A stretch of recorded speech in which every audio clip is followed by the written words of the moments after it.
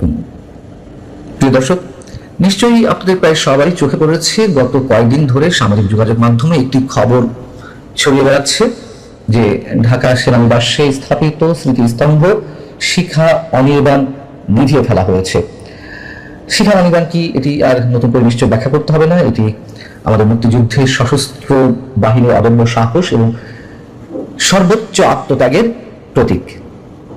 এটি আমাদের সাংস্কৃতিক ঐতিহ্য হিসেবেই এখন সম্মানের চোখের শ্রদ্ধার জায়গা থেকে এটি তার নিজের জায়গা দখল করে নিয়েছে।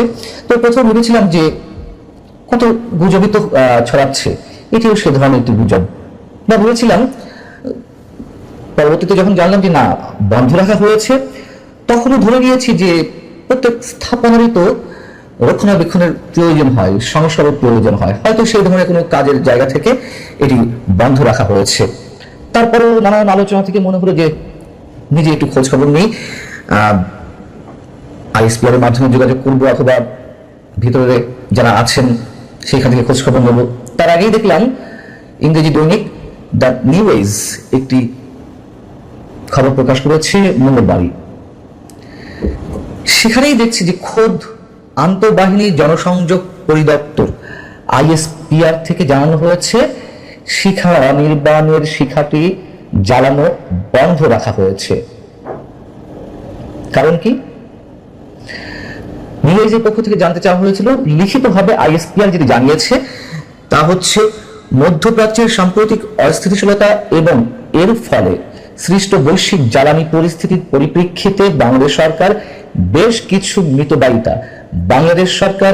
কিছু মিতব্যয়িতা ও জ্বালানি সাশ্রয়ী পদক্ষেপ গ্রহণ করেছে। খেয়াল করুন কথাগুলো। এসব পদক্ষেপের অংশ হিসেবেই ঢাকা সেনানিবাসের শিখা অনির্বাণ 2026-এর 2রা মে থেকে আর অবিরাম জ্বালিয়ে রাখা হচ্ছে না। কি ভয়ঙ্কর! কিছু মিতব্যয়িতা আর জ্বালানি সাশ্রয়ী মানে কি? মানে জ্বালানি সাশ্রয়ের জন্য এত এত বিষয় থাকতে সরাসরি চোখ গিয়ে পড়লো শিখা অনির্বাণের উপরে। আর সেনাবাহিনী এখানে বলছে যে সরকারের জ্বালানি সাশ্রয়ী নীতি থেকে এই উদ্যোগটি নেওয়া হয়েছে। এখানে অস্পষ্ট যে সরকারের নির্দেশে এটি করা হয়েছে নাকি সরকারের জ্বালানি সাশ্রয়ী নীতির জায়গা থেকে সেনাবাহিনী সম্মিলিত হয়ে এটি করেছে আমরা জানি না। যেটাই হোক, মুক্তিযুদ্ধের ক্ষেত্রে কোনো বিষয়ের সাথে কোনো আপোষ নেই, মুক্তিযুদ্ধের কোনো চেতনার সঙ্গে। আসলে কি হচ্ছে? শিখা অনির্বাণে এত পরিমাণ গ্যাসের অপচয় হয়, আমি হিসাবটি দেব কতটুকু কি অপচয় হয়।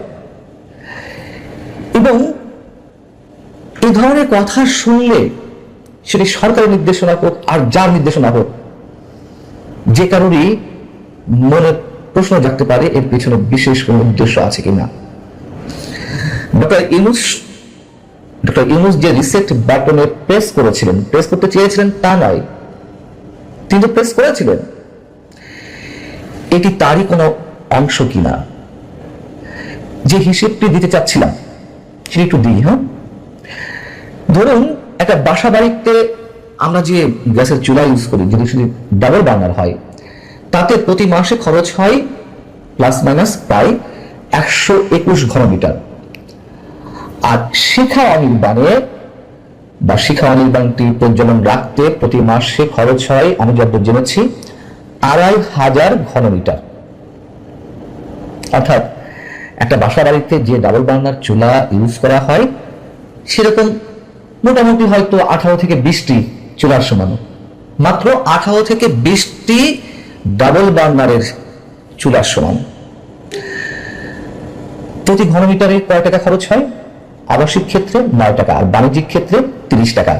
তো আমি আবাসিক হিসেবে যদিও ধরি 9 টাকা হিসেবে যদি ধরি, শিখা অনির্বাণটি প্রজ্বলিত রাখতে খরচ হওয়ার কথা মাত্র প্রায় 22,000 টাকার মতো। মাত্র হিসাব করে দেখুন। এবার আসুন, সারা দেশে যে গ্যাস ডিস্ট্রিবিউশন কোম্পানিগুলো রয়েছে সবার মাধ্যমে সরবরাহ করা হয় কত ঘনমিটার গ্যাস? 1500 মিলিয়ন ঘনমিটার। অর্থাৎ বছরে প্রায় 18,000 মিলিয়ন ঘনমিটার গ্যাস সরবরাহ করা হয়। চাহিদা হয়তো বেশি, কিন্তু সরবরাহ করা হয় এর পাশাপাশি। এবার আসুন, এই যে 18,000 মিলিয়ন ঘনমিটার গ্যাস সরবরাহ করা হয়, তার মধ্যে সিস্টেম লস 7 থেকে 8%। আমি যদি 7% ধরি, মানে সিস্টেম লসটা এই 7% হিসেবে বছরে হয় 1250 মিলিয়ন ঘনমিটার বা 125 কোটি ঘনমিটার। এবার আবাসিক হার যে 9 টাকা পার ঘনমিটার, সেটি দিয়েই গুণ করুন, তাতে সিস্টেম লস হয় 1100 কোটি টাকারও বেশি। আর এই সিস্টেম লসের একটি বড় অংশ যায় চুরির মধ্যে, যেখানে চুরি ঠেকানো যাচ্ছে না, শত শত কোটি টাকার গ্যাস চুরি হচ্ছে, শত শত কোটি টাকার গ্যাস, যেখানে অপচয় হচ্ছে অন্যান্য নানাভাবে। সরকারি অফিস আদালতগুলোতে দেখুন, কর্মকর্তা বা কর্মচারীদের কক্ষে কেউ নেই, ঘন্টা পর ঘন্টা যেভাবে বিদ্যুৎ, যেভাবে ইলেকট্রিক বাল্ব জ্বলছে, সেসবের দিকে কোনো খেয়াল নেই। অথচ শিক্ষা অনির্বাণী সব দোষ করে ফেললো। মাত্র যেখানে মাসে খরচ 22,000 কোটি টাকা, বছরে আর কতই বা হবে? 2-2.5 লাখ টাকা। আর মৃতব্যয়িতা কি এমন খরচ হচ্ছে রক্ষণাবেক্ষণে?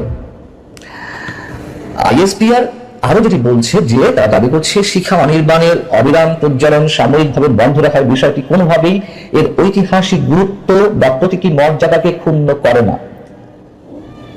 ক্ষুণ্ণ করে না মুখে বললেই তো হবে না। সেনাবাহিনী যাই মনে করুক, সরকারের নির্দেশনাতে যদি এটি হয়ে থাকে, তাহলে আমাদের সামনে আসলে কোন চিত্র উপস্থাপন করা হচ্ছে, কোন মেসেজটি যাচ্ছে মানুষের কাছে, কার পরামর্শে সরকার এই কাজটি করলো? প্রধানমন্ত্রী কি নিজে জানেন এমন একটি সিদ্ধান্তের কথা, শিক্ষা অনির্বাণের শিক্ষা নিভিয়ে রাখার কথা? উগ্রবাদীরা দেখলাম যে এই শিক্ষা অনির্বাণ নিয়ে নানান ধরনের প্রশ্ন তুলছে নতুন করে, যে শিক্ষা অনির্বাণ অবশ্যই ইসলামের দৃষ্টিতে কোনো প্রকারের কোনো বৈধতার মধ্যে পড়ে না। ইসলামে অগ্নি পূজা নিষিদ্ধ, অবশ্যই ইসলামে অগ্নি পূজা নিষিদ্ধ, কিন্তু শিক্ষা অনির্বাণকে কেউ পূজা দিচ্ছে? ইংরেজ সরকার যা যা করেছে, বিশেষ করে মুক্তিযুদ্ধের ইতিহাস উল্টে পাল্টে দিয়ে ইতিহাস মুছে ফেলার যে প্রবণতা, মুক্তিযুদ্ধের অসংখ্য স্মৃতিচিহ্ন ধ্বংস করে ফেলা, সেই সব স্মৃতিচিহ্ন সংস্কারের কোনো উদ্যোগ তো ইংরেজ সরকারের মুক্তিযুদ্ধ বিষয়ক মন্ত্রণালয় দেয়নি, বরং সেটি এই সরকারের সময়ও কন্টিনিউ করা হচ্ছে। আপনারা জানেন যে কিভাবে ধ্বংস করা হয়েছে, সেগুলো কোনটি সংস্কারের উদ্যোগ আছে? বরং মুক্তিযোদ্ধাদের সমান ভাতা দেওয়ার উদ্যোগ নেওয়া হয়েছে এই সরকারের সময় থেকে।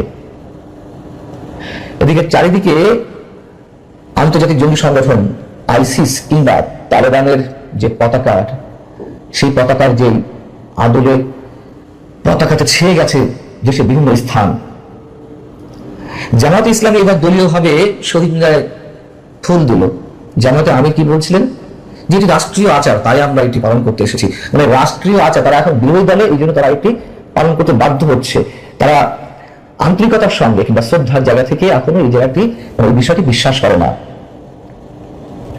সরকার যদি মৃত্যুবাহিতার প্রশ্ন এনেই থাকে, তাহলে ভেঙে ফেলা হোক সাভারে আমাদের জাতীয় স্মৃতিসৌধ।